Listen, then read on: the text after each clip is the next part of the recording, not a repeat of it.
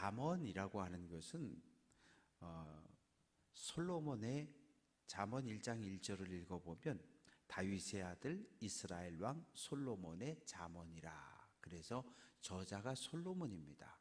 그런데 오늘 이 잠언에는 대략 한 500여 개의 잠언이 기록이 되어져 있어요.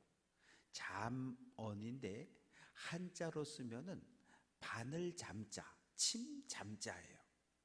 그러니까 지금은 아프면 어디 가요? 병원에 가잖아요. 그런데 옛날에는 아프면 어디 갔어요? 한의원에 갔어요.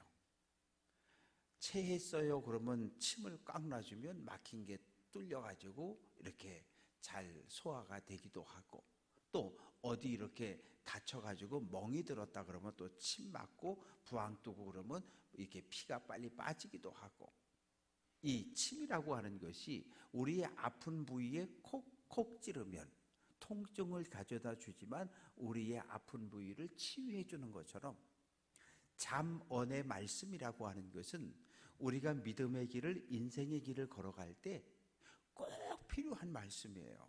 그래서 들으면 고개가 끄덕끄덕여지는 그런 속담, 격언, 이런 짧은 말씀을 잠언이라고 합니다. 열왕기상 4장 32절 말씀을 보면 솔로몬이 잠언 3,000가지를 지었다. 그러니까 3,000개 가운데 지금 솔로몬의 잠언이 한 400여 개 있고, 또 다른 지혜자들의 말씀, 아굴의 이 잠언, 또 르무엘 왕의 잠언, 이래가지고 지금 이 잠언서에는 대략 한 500여 개의 잠언의 말씀들이 기록이 되어져 있습니다. 잠언서에서 우리가 기억할 말씀은 지혜, 지식이라는 단어예요. 잠언 1장 7절은 여호와를 경외하는 것이 지식의 근본이다. 또 잠언 9장 10절은 여호와를 경외하는 것이 지혜의 근본이다. 이 지혜라고 하는 것은 교회에서 사용할 때하고 세상에서 사용할 때하고는 달라요. 이 회사, 기업을 끌고 가는 회사에서는 누가 지혜로운 사람이에요? 무엇인가 새로운 것을 발명하고 발견해서 회사가 돈을 많이 벌게 하면 그 사람을 지혜로운 사람이라 그래요.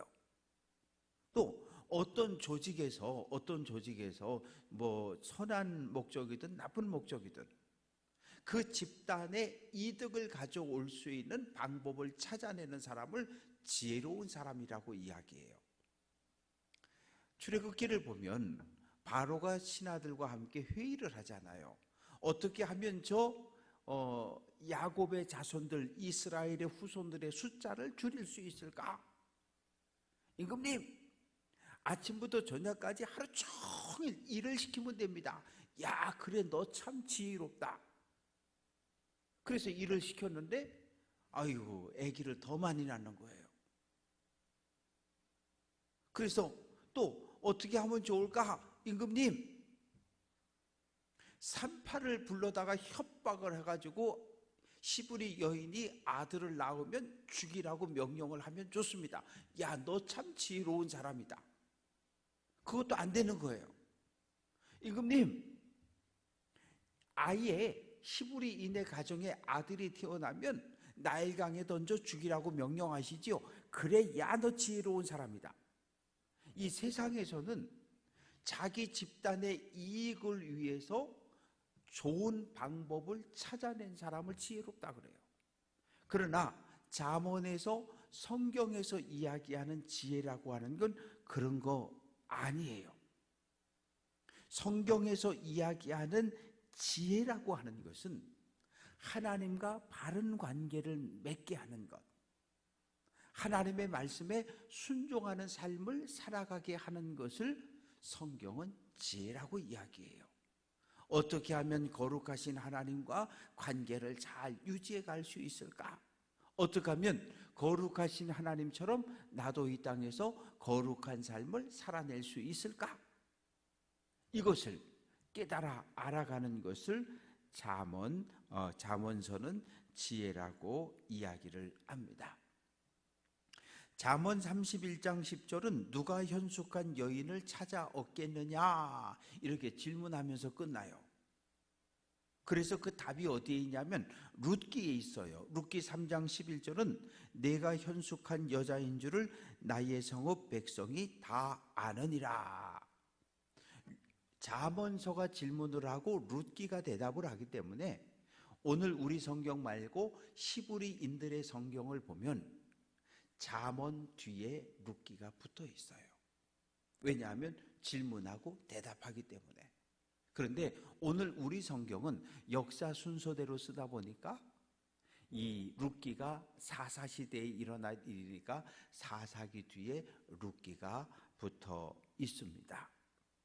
오늘 말씀의 제목을 여호와를 하나님을 경외하는 가정이라고 이 제목을 붙여 보았습니다. 믿음의 가정은 하나님을 경외해야 합니다. 경외라고 하는 이 단어는 무섭다라고 하는 단어하고 사랑한다라고 하는 이 두 단어가 같이 붙어 있는 내용입니다.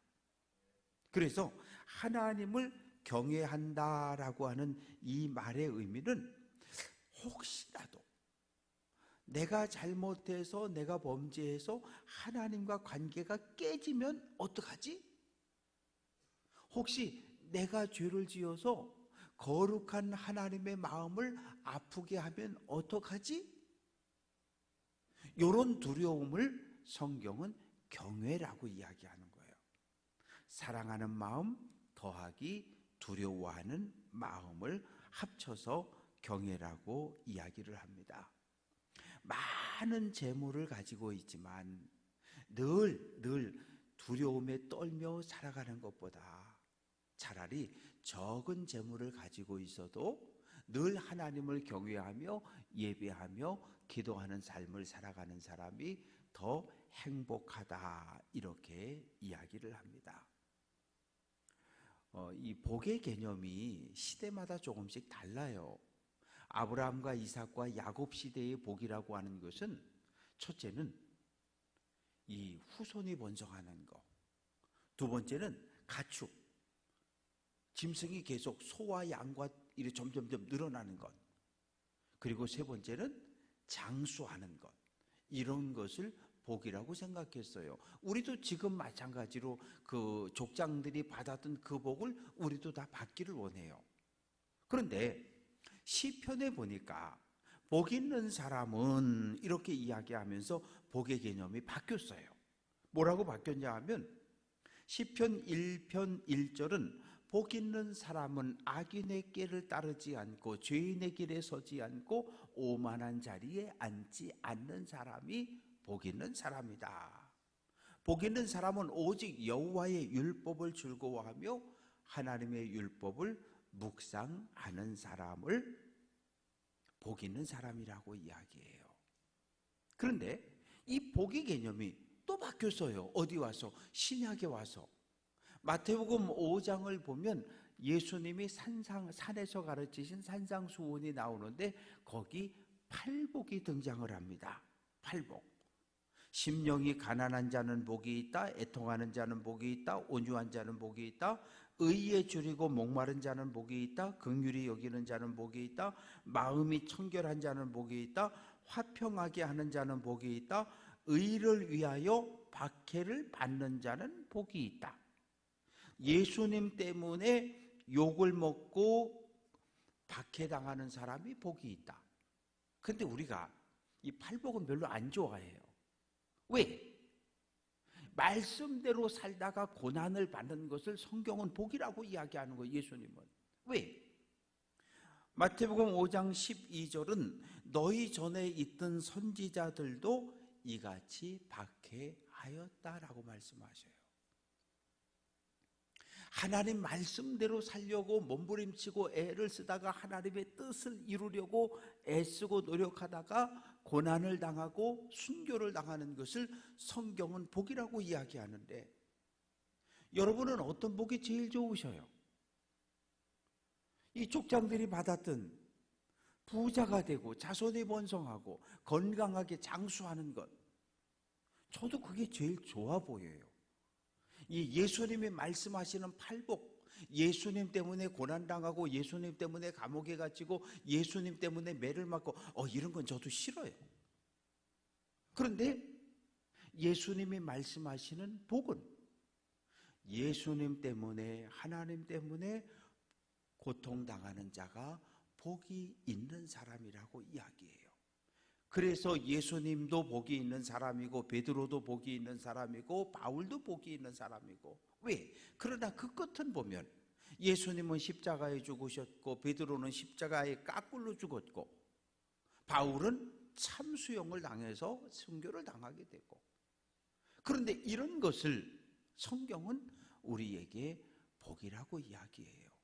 그러면 만약에 오늘 우리가 말씀대로 살려고 애를 쓰다가 고난을 당한다. 세상 사람들이 볼 때는 그것은 화라고 이야기하지만 믿음의 눈으로 볼 때는 그것을 복이 있다고 우리는 받아들여야 해요. 그래서 고난받는 성도들을 보면 안아주고 위로하고 기도해 주어야 합니다. 가정은 대단히 중요해요. 왜냐하면 가정은 사랑의 공동체거든요.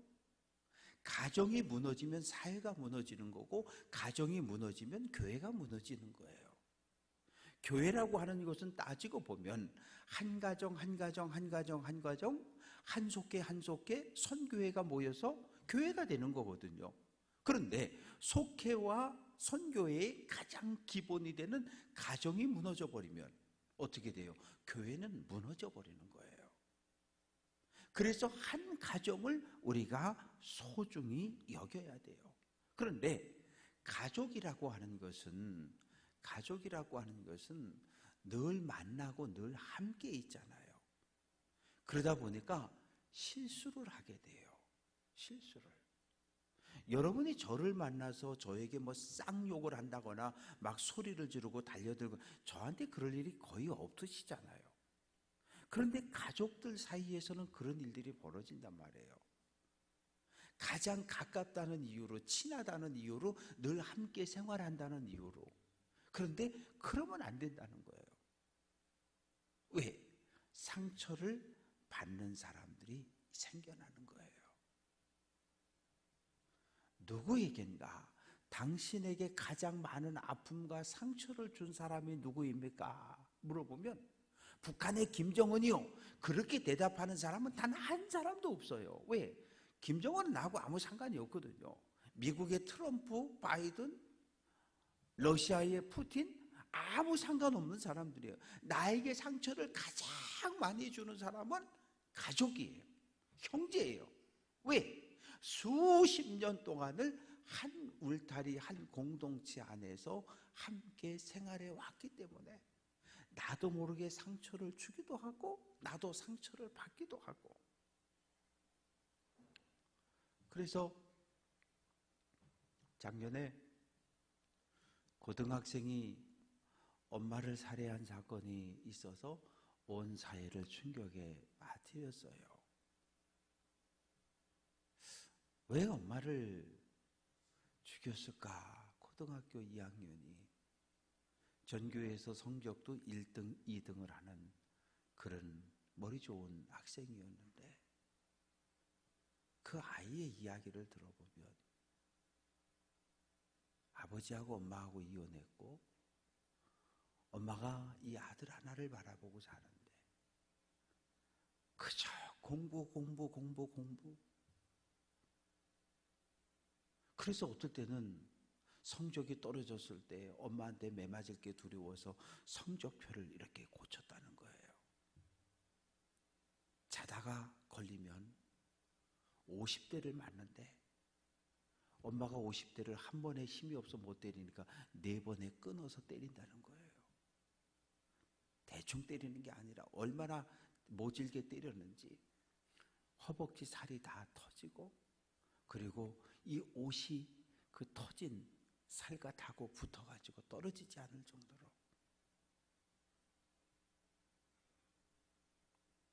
왜 엄마를 살해했습니까? 질문에 내가 죽을 것 같아서요. 이렇게 엄마하고 같이 살다가 내가 죽을 것 같아서 엄마를 죽였다는 거예요. 이게 얼마나 슬픈 일입니까? 자기에게 생명을 물려준 엄마인데, 엄마도 참 모질지만 엄마를 죽인 그 자식도 일평생 엄마를 죽였다라고 하는 그 상처를 갖고 살아야 될 텐데, 참 슬픈 이야기들이. 또 어제도 오늘 인터넷 뉴스랑 쭉 보니까 장애를 가지고 있는 세 가족이 동반 자살을 했다, 이런 이야기도 들려지고요. 참 매일매일 이 사회에서는 크고 작은 사건들이 계속 벌어지고 있는데, 모든 문제는 그 가정 안에 있는 거예요. 그래서 이 가정이 바로 서고 가정이 회복되지 못하면 사회도 교회 공동체도 무너져 버릴 수밖에 없어요. 예수님은 가정을 대단히 중요하게 여기셨어요. 베드로의 집에 들어가셔서 장모가 열병으로 고통당할 때 고쳐주시잖아요. 12살 먹은 야이로의 딸이 죽었다 그랬을 때 예수님 찾아가서 살려내시잖아요. 만약에 12살 딸이 죽었다면 그 야이로는 남은 모든 인생을 통곡하며 상처 속에서 살아야 돼. 왜? 자식이 죽으면 가슴에 묻는다 그랬으니까. 외동딸인데. 예수님은 사역 가운데 가정을 회복시키셨고, 가정에 귀신 들린 아들이 있어서 늘 슬퍼하며 안타까운 마음으로 예수님을 찾아왔던 아버지의 외침을 들으시고 그 아이에게서 귀신을 쫓아내 주시기도 하시고, 예수님이 하셨던 사역을 가만히 보면 가정을 살리고 가정을 회복시키는 이런 사역을 하셨어요. 그러니까 우리 교회도 가정을 소중히 여겨야 하고, 가정이 무너지지 않도록, 가정이 깨지지 않도록, 아이들이 상처받지 않도록 우리 교회도 예수님의 사역을 본받아야 하고, 가정을 세우고 가정을 살리고 가정을 회복하는 일에 열심을 내야 합니다.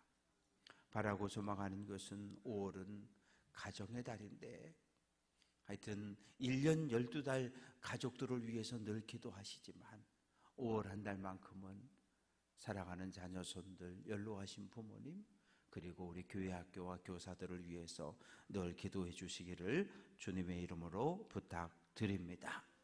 두 번째는 믿음의 가정은 물질을 잘 관리하고 사용할 수 있어야 해요. 우리는 내 돈이라고 생각해요. 내가 열심히 일해서, 내가 저축해서, 내가 투자해서 내 돈이라고 생각해요. 그러나 그렇지 않아요. 신명기 8장 18절은 내 하나님 여호와를 기억하라. 하나님이 내게 재물을 얻을 능력을 주셨다는 거예요. 어떤 사람은 재물을 많이 받았지만 다 사라지고 정말 거지처럼 사는 사람이 있는가 하면, 어떤 사람은 개미처럼 차곡차곡 모으고 쌓아서 편안한 노후를 살아가는 사람들도 있어요. 물질이라고 하는 것이 내 힘과 내 능력으로 주어지는 것이 아니라 하나님의 은혜임을 우리가 기억해야 합니다. 지난해 10월에 그런 사건이 있었어요. 20대 아들이 50대 엄마를 칼로 찔렀던 사건이 있었어요. 25살 아들인데 백수예요. 그러니까 엄마한테 용돈 좀 달라 그러니까 엄마가 아마 그랬을 것 같아요. 야, 이놈의 새끼야, 나이도 있는데 멀쩡한데 나가서 네가 벌어서 좀 쓰지, 아마 그러지 않았을까. 그렇다고 해서 그 엄마를 용돈 안 준다고 칼로 찔렀어요. 참 보면 우리가 이 상상할 수 없는 일들이 우리 가정에서 일어나고 있는 거예요. 일어나고 있는데 그게 다 남편과 아내, 부모와 자녀, 형제들 간의 관계란 말이에요. 그래서 우리 가정들이 무너지고 우리 가정들이 깨지는 것을 볼 수 있습니다. 그래서 17절 말씀을 보면 채소를 먹으면서 서로 사랑하는 것이 소 잡아놓고 소 뜯어 먹으면서 서로 싸우는 것보다 낫다, 이렇게 말씀을 하고 있습니다. 진정한 행복이라고 하는 건 물질에 많고 적음에 있는 것이 아니라 서로 사랑하는 공동체를 만들어가는 거예요. 왜? 하나님 나라의 본질은 사랑이기 때문에, 하나님 나라의 본질이 사랑이기 때문에 예수님을 믿는 성도들의 가정도 사랑의 공동체가 되어야 하고, 예수님을 믿는 성도들의 모임인 교회 공동체도 서로 사랑해야 해요. 허물 없는 사람이 어디 있습니까? 세워놓고 털면 허물이 다 나오게 되어져 있어요. 그러나 허물이 때로 있어도 덮어주는 것을 사랑이라 그러는 거예요. 아니, 부모된 입장에서 애들이 성장하면서 자라면서 속썩이고 저지레한 거 일기 써도 써놓으면 얼마나 많겠어요. 그러나 세상에 어느 부모가 10살 때, 초등학교 3학년 때 거짓말 한 번 했음, 그런 거 써놓고 기억하는 부모는 아무도 없어요. 왜? 자녀니까, 내 아이고 내 딸이니까 무던히 덮어두고 가는 거예요. 무던히 덮어두고 가는 거예요. 그러면서 이 아이들이 잘 자라서 하나님의 아들이 되고 하나님의 딸로 성장하기를 기도하고 사랑으로 돌보아 주는 것이, 그것이 부모의 일입니다. 18절 말씀을 보면 분을 쉽게 내는 자는 다툼을 일으켜도 노하기를 더디하는 자는 시비를 그치게 한다. 피스메이커, 평화를 만드는 사람이 있어요. 그러나 트러블 메이커, 늘 문제를 일으키는 사람이 있어요. 제가 볼 때 러시아의 푸틴이나 이 이스라엘의 네타냐후, 그리고 하마스, 이 사람들은 제가 볼 땐 전부 트러블 메이커들이에요. 싸움을 만드는 사람들, 시비를 걸고 싸우고 죽이고 자기들의 분노를 폭발시키는 사람들, 그런 사람들이 많아지면 많아질수록 이 땅엔 평화가 없어요. 사랑이 없고 행복이 없어요. 얼마나 많은 사람들이 러시아와 우크라이나의 전쟁으로 이미 수십만 명의 죽음을 당했고, 이스라엘과 하마스의 전쟁으로 이미 4만이 넘는 많은 사람들이 생명을 잃었는데, 특히 이스라엘과 하마스의 전쟁에서는 여자와 어린아이와 노인들이 죽는 거예요. 군인들이 죽는 게 아니라. 이 얼마나 안타까운 일입니까? 자기 몸을 스스로 지켜낼 수 없는 어린아이들이 전쟁터에서 죽어가는 거예요. 굶주리고 물도 없어서 고통을 당하고. 그래서 전쟁이 빨리 끝날 수 있도록 우리가 기도를 해야 합니다. 19절 말씀은 게으른 자의 길은 가시 울타리 같고, 그 다음에 게으른 자의 정직한 자의 길은 대로다. 게으르다라고 하는 이야기의 표현은 열심히 일하지 않는 사람을 말하는 거예요. 우리의 삶은 땀을 흘려서 거기서 대가를 받고 사는 거예요. 그게 정직한 거예요. 땀을 흘릴 만큼 대가를 받아야 하고, 그 대가를 가지고 우리가 행복한 삶을 살아가야 하는데, 게으른 사람은 일은 안 하고 품삯은 많이 받기를 원하는 사람이고, 그런 사람의 앞길엔 가시 울타리가 있어서 그의 삶이 평안하지 못하고, 정직한 사람이라고 하는 건 꾀부리지 않고 열심으로 일하는 사람, 그 사람의 길은 대로, 탄탄대로다, 이렇게 말씀을 합니다. 마지막으로 하나님을 경외하는 가정은 믿음을 물려주신 부모의 마음을 기쁘게 하는 사람입니다. 20절, 지혜로운 아들은 아비를 즐겁게 하여도 미련한 자는 어미를 업신 여긴다.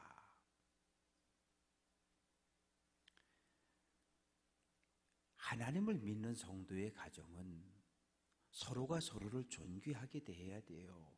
남편은 아내를, 아내는 남편을, 부모는 자녀를, 자녀는 부모를. 왜요? 아무 문제가 없는 에덴 동산. 에덴 동산에 무슨 문제가 있었습니까? 아무 문제가 없어요. 그런 에덴 동산에도 죄가 들어왔단 말이에요. 누가? 사탄이가, 마귀가 들어와서 살살 꼬시고 유혹해서 넘어뜨리는 거예요. 하나님이 아담과 하와에게 그러셨어요. 다른 나무 열매는 다 따먹어. 배나무, 사과나무, 감나무, 대추나무 다 따먹어도 된다. 그러나 저기에 있는 선악을 알게 하는 나무의 열매, 선악과는 따먹으면 안 돼. 그거 따먹으면 죽어. 그거 독 있어. 그거 먹으면 죽어. 먹지 마. 하나님이 그렇게 말씀을 하셨는데 이 뱀이 와가지고 뭐라고 유혹하냐면, 아니야, 그거 먹어도 안 죽어. 그거 먹어도 안 죽어. 그거 먹으면 눈이 밝아져. 하나님과 같아져. 오늘 교회를 공격하고 가정을 공격하는 이단들은 똑같이 말해요. 하나님의 진리의 말씀을 가지고 오는 것이 아니라 여기에다 뭘 섞어가지고 시뻘겋게 시커멓게 만든 말씀을 들고 와가지고 우리를 유혹하는데, 그렇게 들어보면 보암직도 하고 먹음직도 하고 그래서 홀랑 넘어가는 거거든요. 집에서 늘 만들어주는 음식이 때로는 맛이 없는 것 같아요. 그러나 부모님은, 어머님은 정성을 다해서 사랑으로 음식을 만들어 자녀들에게 주는 거거든요. 그런데 롯데리아나 맥도날드나 치킨집 가서 먹는 것이 더 좋아 보여요. 더 맛있는 것 같아요. 그러나 정작 우리의 몸을 이롭게 하고 자녀들의 건강을 지켜내는 것은 어머니가 준비해 주시는 음식입니다.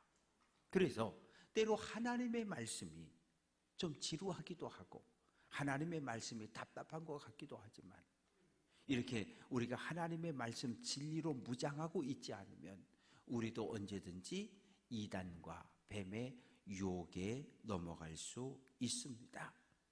그래서 에덴 동산이 깨지는 거예요.